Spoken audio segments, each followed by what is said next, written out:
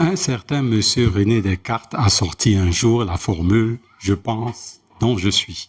Cogito ergo sum. Et cela a été toujours pris comme une sagesse très très grande de notre époque. Mais à quel point est-ce une sagesse? N'est-ce pas plutôt un piège? C'est ce que nous allons voir dans cette vidéo.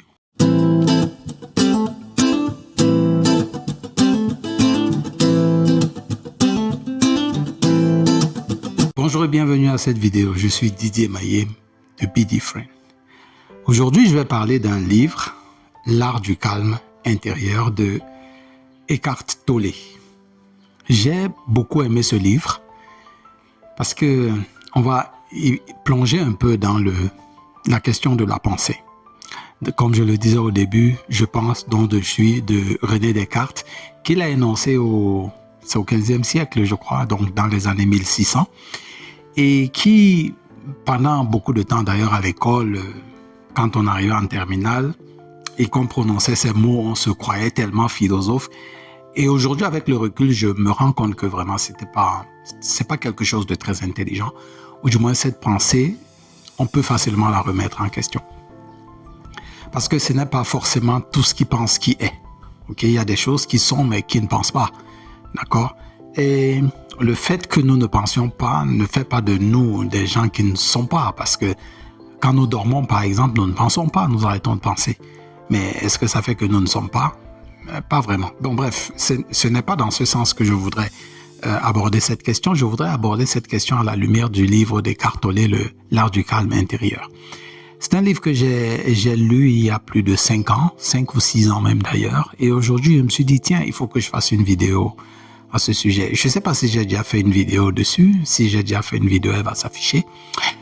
Lorsque je passais en revue ce livre, je me suis dit, OK, il faut que je trouve 3 points. Vous savez, je fais des résumés de livres pour éveiller surtout les parents, surtout les mamans, parce que ce sont les mamans qui doivent élever les enfants. Mais je le fais surtout pour les parents, pour que les parents donnent une éducation différente aux enfants, ce que je n'ai pas eu l'occasion de faire, parce que je me suis rendu compte trop tard que l'éducation que nous avons donnée à nos enfants ne rend pas le monde meilleur. Au contraire, elle entretient un système qui a appauvri le monde. Et aujourd'hui, je fais donc des résumés de vidéos pour pouvoir réveiller les personnes qui peuvent, réveiller ou bien prendre conscience, faire prendre conscience aux mamans surtout parce que c'est à elles que revient le rôle généralement d'éduquer les enfants à la maison. Et donc, de les réveiller parce que le réveil d'une maman est le réveil de beaucoup d'enfants derrière. Et donc, si je peux réveiller quelques mamans, vraiment, ça me ferait plaisir. Et donc, si c'est possible, partagez cette vidéo à toutes les mamans à qui vous pensez que ça pourrait peut-être être utile. Bien sûr, les résumés PDF que je fais sont disponibles dans ma boutique et bien sûr, il y a un ou deux résumés que vous pouvez prendre totalement gratuitement, sans charge de votre côté. Comme ça, vous pouvez les consulter et me revenir et me dire ce que vous avez apprécié, ce que vous n'avez pas apprécié pour que je puisse améliorer la qualité de ces résumés et la qualité des vidéos que je fais pour vous. La première idée que je vais prendre ici dans ce livre, alors je ne vais pas parler d'Eckhart Tolle. Pourquoi je ne vais pas parler de lui? Parce que généralement, je parlais des auteurs des livres pour pouvoir légitimer le fait que je fasse un résumé de leurs livres et aussi de vous faire percevoir qu'ils sont légitimes d'écrire parce qu'ils ont atteint telle ou telle chose. Or, aujourd'hui, je ne pense plus comme ça. Parce que tout le monde a le droit d'écrire un livre, d'écrire ses pensées. Simplement parce que vous existez, vous avez le droit de dire ce que vous avez à dire. Et donc, n'importe quel livre que je prendrai, je vais en faire le résumé et partager ces pensées, celles avec lesquelles je suis d'accord et celles avec lesquelles je ne suis pas d'accord. Et la première pensée, donc, dans ce livre de Eckhart Tolle, qui a eu une expérience de mort imminente, allez regarder, j'ai fait quelques vidéos là-dessus. La première idée de ce livre qui m'a vraiment interpellé, c'est celle, une fois de plus, qui revient sur les pensées. Parce que les pensées aboutissent généralement à des choses qu'on appelle des dogmes. Et les dogmes sont des choses qui nous tiennent vraiment, que ce soit culturel, religieux, etc. Et ces dogmes, au départ, quand ils commençaient, ce n'étaient que des pensées. Et c'est là où l'idée de René Descartes, ou bien cette phrase de René Descartes, je pense on se suit, est nuisible, est foncièrement nuisible à la société. Écoutez ce que Eckhart Tolle dit à la page 27 de son livre. Les dogmes religieux, politiques, scientifiques naissent de la croyance erronée selon laquelle la pensée peut englober la réalité ou la vérité. Ils sont des prisons conceptuelles collectives. Le plus curieux, c'est que les gens adorent leurs cellules, car elles leur donnent le sentiment de sécurité et la fausse impression de savoir. Rien n'a infligé à l'humanité plus de souffrance que ces dogmes. Tout dogme finit tôt ou tard par s'effondrer, oui, car la réalité finit par révéler sa fausseté. Mais, si l'on n'en voit pas l'illusion fondamentale, il sera remplacé par d'autres. Et c'est ce qui arrive immanquablement avec les dogmes. Un meurt, un autre le remplace. Un meurt, un autre le remplace. Pourquoi? Parce que l'illusion fondamentale qui a créé le dogme n'est pas touchée. C'est-à-dire qu'on ne touche pas l'essence même de ce qui a créé le dogme. Et l'essence même de ce qui crée le dogme, c'est la pensée. Voilà pourquoi Eckhart Tolle, je suis tout à fait d'accord avec lui ici, il dit que la croyance erronée selon laquelle la pensée peut englober la réalité et la vérité. Parce que lorsque René Descartes dit « je pense donc je suis », ça veut dire que il sous-tend un peu le fait que, ok, dans le fait de penser, il y a la réalité et la vérité qui vont découler de nos pensées, mais ce qui n'est pas forcément vrai. Parce que la plupart des temps, d'ailleurs, on va le voir avec le point suivant, ce que nous pensons est totalement erroné. Et les malheurs que nous subissons, d'ailleurs, dans la vie de tous les jours, découlent essentiellement de nos pensées. Donc, ça veut dire que les pensées compulsives que nous avons nous détruisent. Elles ne nous construisent pas. C'est la raison pour laquelle Eckhart Tolle a intitulé son livre « L'art du calme intérieur ». Parce qu'il faut rester calme, il faut faire taire cette pensée compulsive, ces pensées compulsives qui ne cessent de venir dans nos têtes parce qu'elles sont littéralement nuisibles. Mais ce n'est pas tout ce sur quoi Eckhart Tolle fustige la pensée et moi je suis tout à fait d'accord avec lui. Et voici un autre point. Et je vais lire le point et puis on va l'analyser. L'ego a besoin d'un conflit avec quelque chose ou quelqu'un. Cela explique pourquoi on recherche la paix, la joie et l'amour sans pouvoir les tolérer très longtemps. On prétend vouloir le bonheur, mais on est accroché au malheur. Et voici la phrase intéressante. En définitive, votre malheur ne vient pas de votre condition de vie, mais du conditionnement de votre esprit. Mais qu'est-ce qui conditionne notre esprit aujourd'hui? Ce sont nos pensées. C'est l'éducation que nous avons reçue qui a conditionné la façon dont nous manipulons nos pensées, nous manipulons notre esprit.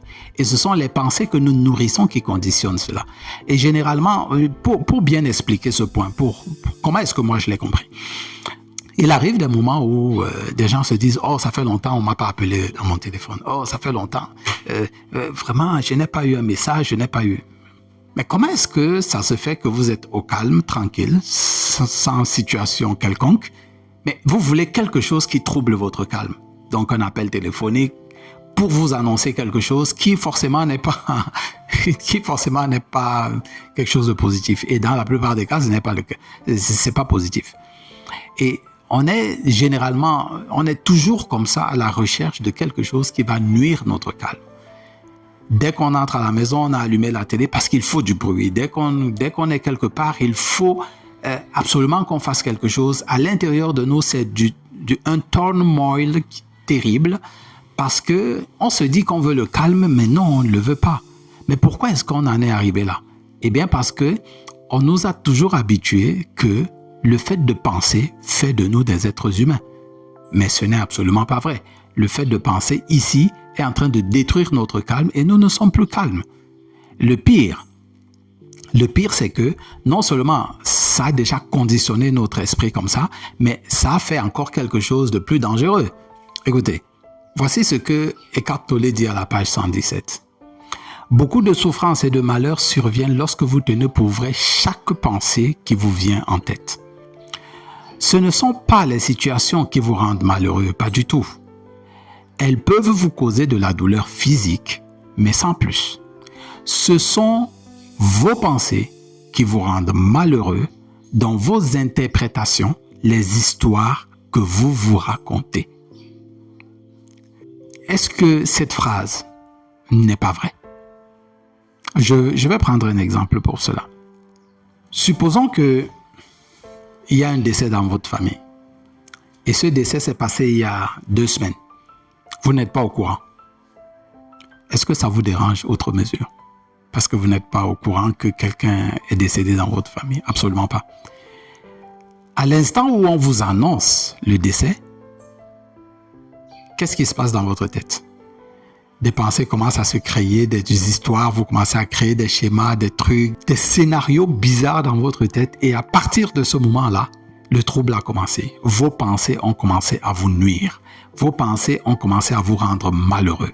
Vos pensées Ce n'est pas la mort de la personne qui vous rend malheureux, mais c'est le taux de pensée qui vient à la suite de cet événement, le taux de pensée qui alimente votre mental, qui fait que vous devenez malheureux. Mais pourtant, cette personne est morte il y a 2 semaines, vous n'étiez absolument pas malheureux. Donc en fait, ce n'est pas la mort, mais c'est les pensées. C'est les pensées que vous nourrissez à la suite de cela. Ce n'est pas l'événement en lui-même. Oui, il peut causer de la douleur. Ok, comment dire?